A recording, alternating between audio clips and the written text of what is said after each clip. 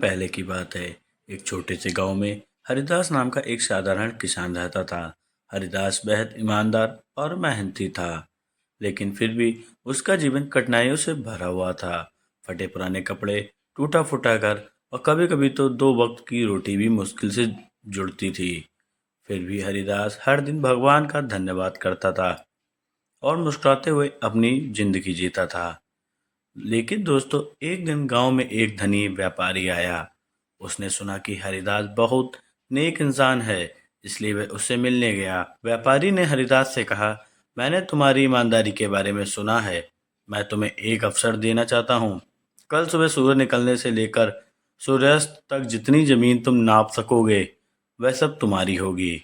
लेकिन एक शर्त है, सूर्य डूबने से पहले तुम्हें उसी जगह वापस लौटना होगा, वरना सब कुछ तुम खो दोगे। हरिदास के मन में लालच जाग उठा।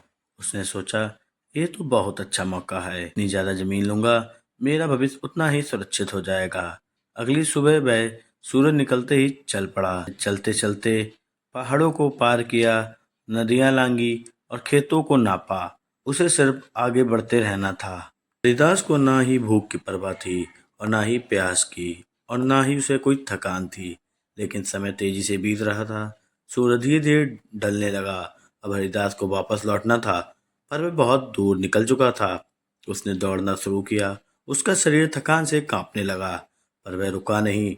उसे बस एक ही बात याद थी, अगर समय पर वापस नहीं पहुंचा तो सब कुछ खो दूंगा। सूरज डूबने के कुछ ही क्षण पहले वह वापस उस स्थान पर पहुंचा जहां से चला था। लेकिन जैसे ही वह जमीन को छूने के लिए झुका, उसका शरीर थकान से गिर पड़ा। उसकी सांसें थम गईं। हरिदास मर चुका था। गांव वालों ने देखा कि उस आदमी के पास अब सैकड़ों एकड़ जमीन थी, लेकिन उसे जरूरत सिर्फ इतनी जमीन की थी जितनी कि उसकी कब्र को ढक सके। दोस्तों, लालच का कोई अंत नहीं होता।